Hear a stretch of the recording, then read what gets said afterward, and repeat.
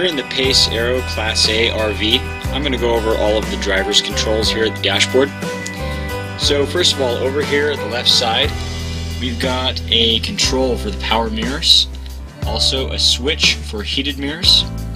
There's a little level right here mounted on the wall, and this allows us to use the hydraulic leveling jacks to level the coach out. So after you've parked the coach, you can turn the ignition key to the on position without starting the engine. Then you can turn the control panel on here at the on-off button. Next, you'll use your rear jacks button to lower the rear jacks to the ground. Then you can level the coach left to right using the left button or the right rear button. So left rear jacks or right rear jacks will allow you to level the coach left side or right side. And once you've leveled it out left to right, you can press the front jacks button, and that will run both front jacks down, and you can raise the front end up to level. And then before driving away, you'll want to make sure that you press the retract all jacks button and retract the jacks fully. You'll want to give them a visual inspection outside to make sure they're fully retracted before driving away to prevent damage to the leveling jacks. Next, we've got an overdrive override switch. So you can use this switch to lock the transmission out of overdrive. It's useful for ascending or descending grades and using the engine for decelerating down steep hills. You've got your headlight switch, and then this is your gauge dimmer for your instrument cluster. Down here we've got a switch, it's a low and high for your fans that are mounted up on the upper cabinets on either side of the television.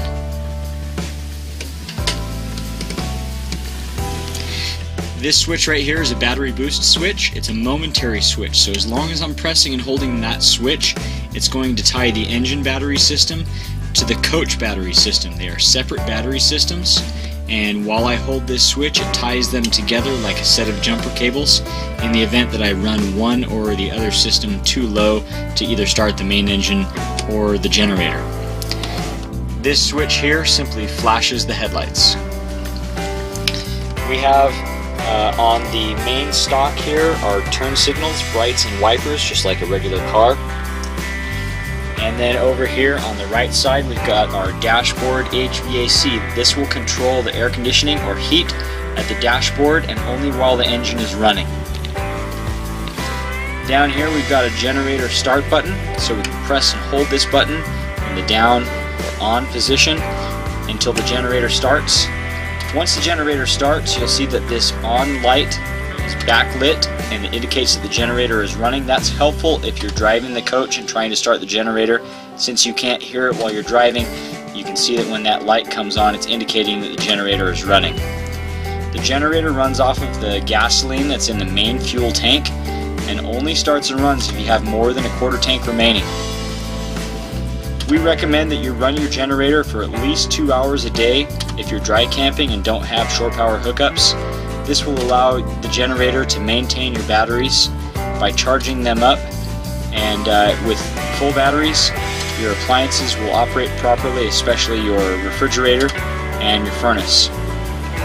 Next, we've got a switch here that allows us to turn the radio on without having the key in the ignition, so we can listen to it without turning the key on. This is an overhead lamps switch for map lights that are above the driver and passenger. And then we've got a low and high for the fan that's over the passenger side. We also have a rear view camera. This camera allows you to see behind the RV when in reverse and also at night. When you shift into reverse, the camera will automatically come on. When you shift back to drive, the camera will go off unless you press the button that's at the top right that says power on or standby. And if it's in the on position, then the camera will be on all the time while you're driving. It's really handy to be able to see behind you while you're driving.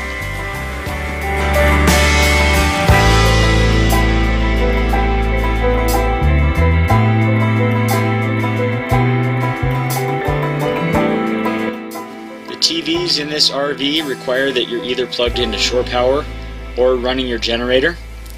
There's also a DVD player that's mounted in the top right cabinet.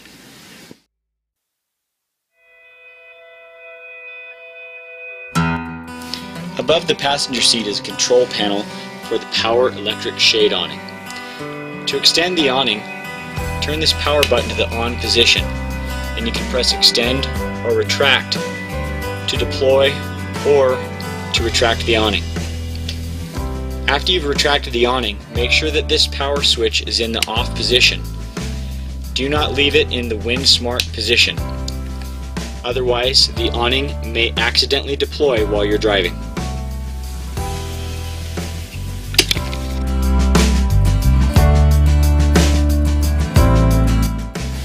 Above the passenger seat is a cabinet. If you open the forward cabinet, you'll notice our main control panel. On this panel, we can check our freshwater, gray water, black water, and propane levels. So to check the fresh water, I'm going to press the fresh water button. You can see all the lights come on. Gray water shows empty, black water shows empty, and propane shows full. It's not uncommon for the gray water and black water to show something other than empty, even if you've just emptied the tanks. There are sensors inside the tanks, and if they're wet just after emptying, they may show full. Right here you can see we've got a main battery and auxiliary battery connection switches. They're both on, as indicated by the red lamps.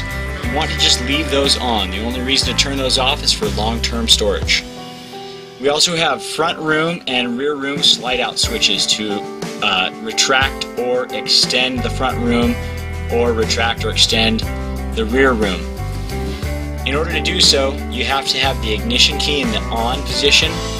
You can also start the engine, but you have to also make sure that the emergency brake is set.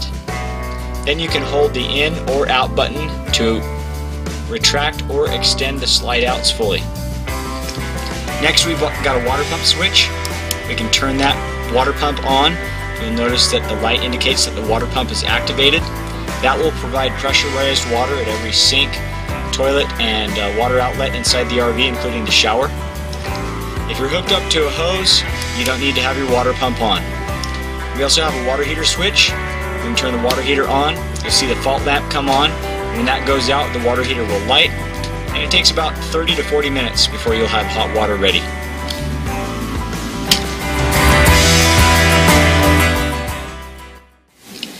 Now we're going to talk about the climate control thermostat here. So we have two systems, a front-mounted air conditioner and furnace, and a rear-mounted air conditioner.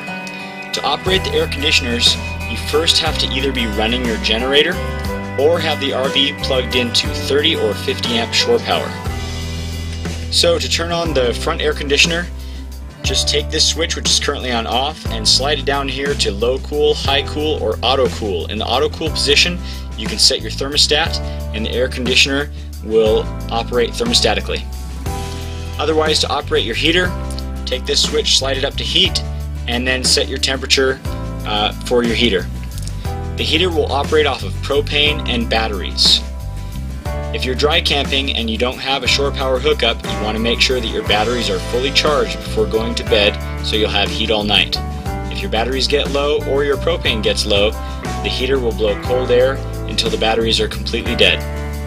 For the rear air conditioner, just slide this rear switch down to low cool, high cool, or auto cool and set your thermostat.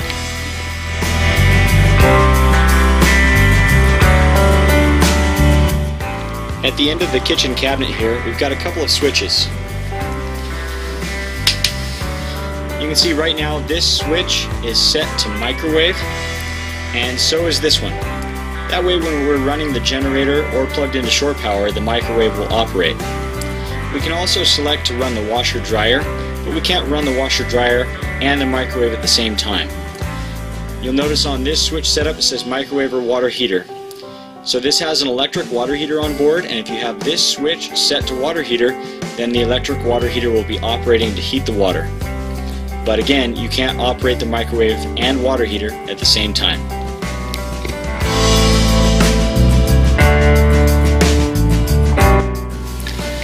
This microwave is also a convection, so you can bake or microwave in it. The microwave requires either generator or shore power to operate. Also in the kitchen we have Corian countertops.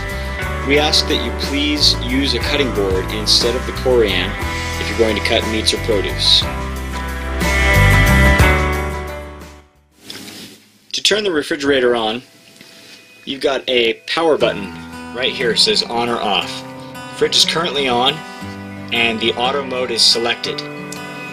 It has automatically started itself on gas, so it's running on propane, and that's because we're not hooked up to shore power and we don't have the generator running.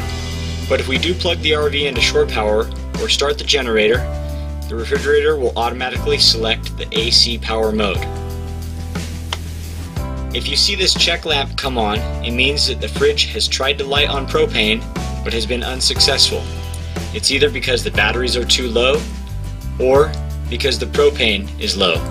So in order to reset the refrigerator, you'll have to turn the power switch off, recharge your batteries or refuel your propane, turn the refrigerator back on, and it will relight itself. We've got a temperature selector here and it's set to 5, which is the coldest. And then you can see we have 2 buttons right here that are for preventing frost in humid environments. We normally just leave those off. This fridge also has travel latches on the door handles. So to open the doors, you have to push down on the travel latches, and then you can open the door to the freezer and the fridge. These travel latches prevent the doors from opening while you're driving and spilling the contents of the fridge or freezer.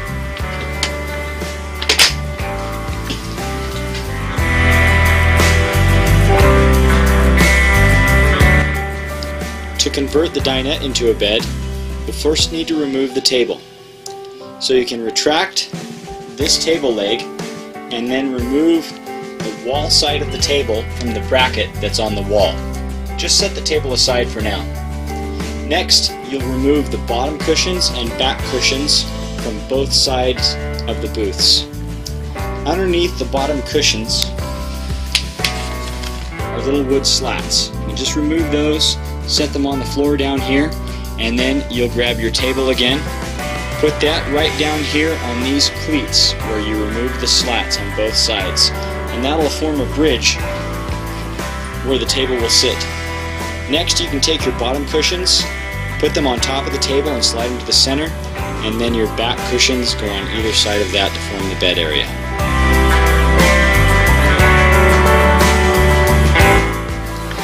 Now we're going to take a look at the washer-dryer unit.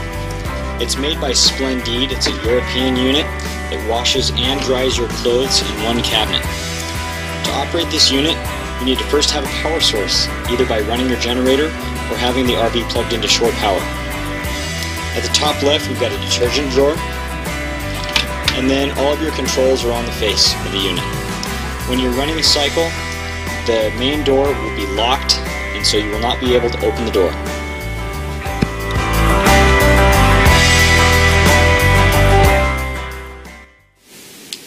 In the bathroom, we've got a regular RV step flush toilet. To prevent clogging, you'll want to use either RV or septic safe toilet paper, and be conservative with your toilet paper usage.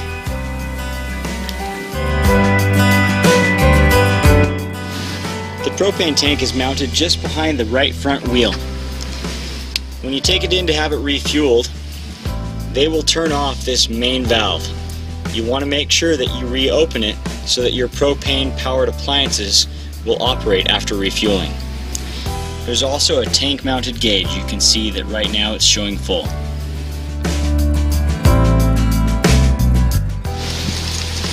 To refill the fresh water tank that's on board the RV, use your key to open this door.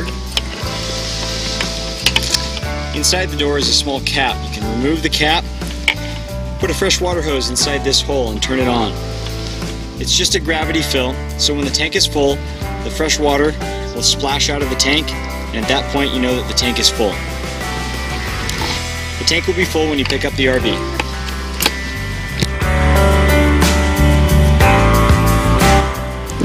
At the left rear of the RV, I'm going to open up this compartment. It allows us to access our electrical cord. So we can plug this cord into a shore power outlet This is a 30 amp connector. With the RV plugged into a 30 amp outlet, you can run both air conditioners and other appliances on board. We also include a 20 amp adapter. So this adapter plugs into the 30 amp connector.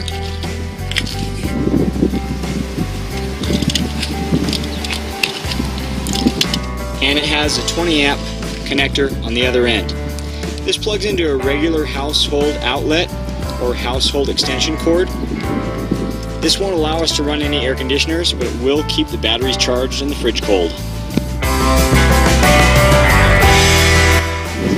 Inside this compartment, we also have our city water hookup.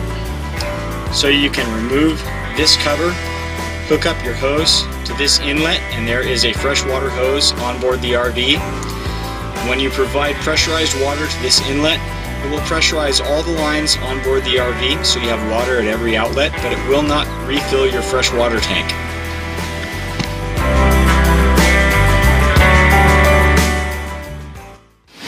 And now we have our wastewater tanks. There's two wastewater tanks.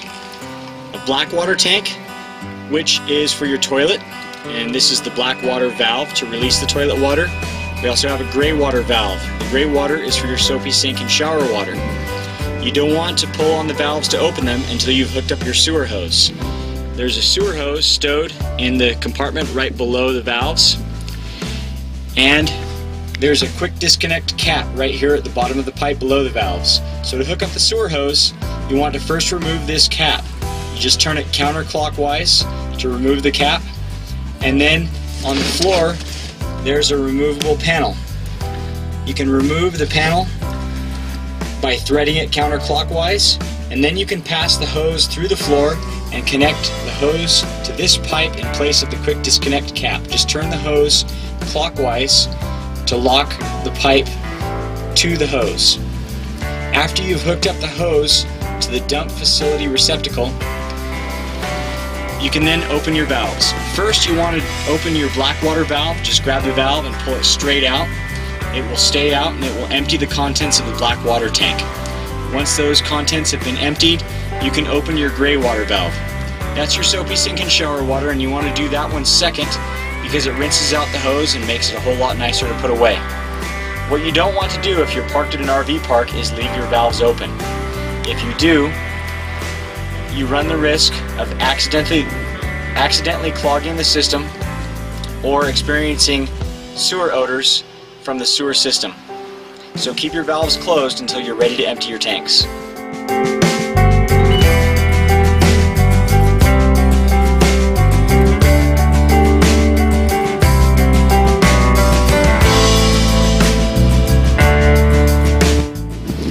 In the compartment just behind the left rear wheel is our generator. This is a gasoline generator. It runs off of the gasoline that's in the main fuel tank and only starts and runs if we have more than a quarter tank of fuel remaining. In order to check the oil or reset the circuit breakers, we first have to remove the cover on the generator. Keep in mind, the cover has to be in place when the generator is running because the generator is air-cooled and will overheat without the cover. To remove the cover, just pull out on the top edge and then pull up on the cover and remove it. Here is the oil dipstick, and you can also refill the oil at that point. And then right up here we've got our two circuit breakers. They're both pointing forward towards the driver, which is the on position. If you overload the system, the circuit breaker will trip. It will switch back towards the rear. The generator will continue to run, but you won't have electricity. So you'll have to reset the breaker manually. You can push it forward, and that will reset the breaker to restore electricity.